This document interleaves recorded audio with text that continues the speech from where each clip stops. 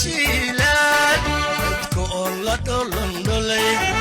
laba habeenacaan adigoon tacliim dhigan cashaqan ku dhaawacay waxa uu ka dhigayaa gabar weyna jiilaan dadku oo la dholondholay laba habeenacaan ninka reer u dhaanshe dadku dhowrayeene dhexda awku kaga lumay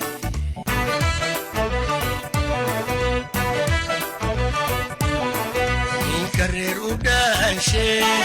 dadku dhowrayeene dhexda awku kaga lumay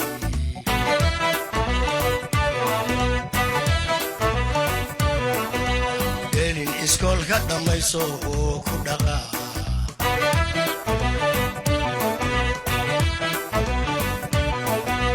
taagin jacayl ha ku dhiran iska dhaa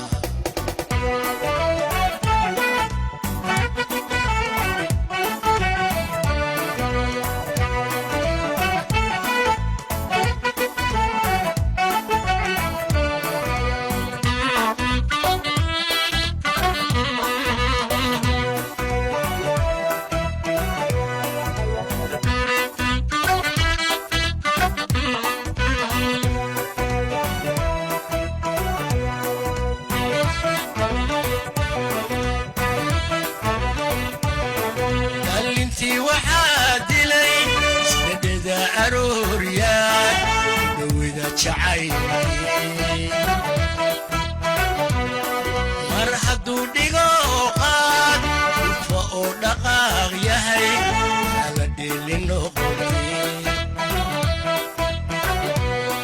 dhalintii waxaa dilay isdhedheda arooryaad dhowida jacayl mar hadduu dhigo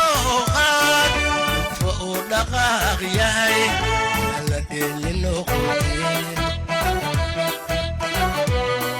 waa loo dhugmaystaa dhabbadaad marayso aad ku dheelmanayse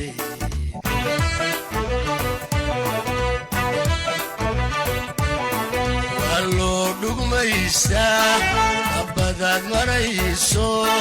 aad ku dheelmanayse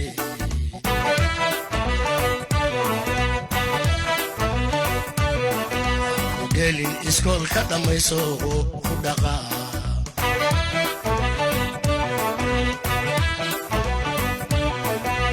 taagin jacayl ha ku dhiran iska dhaa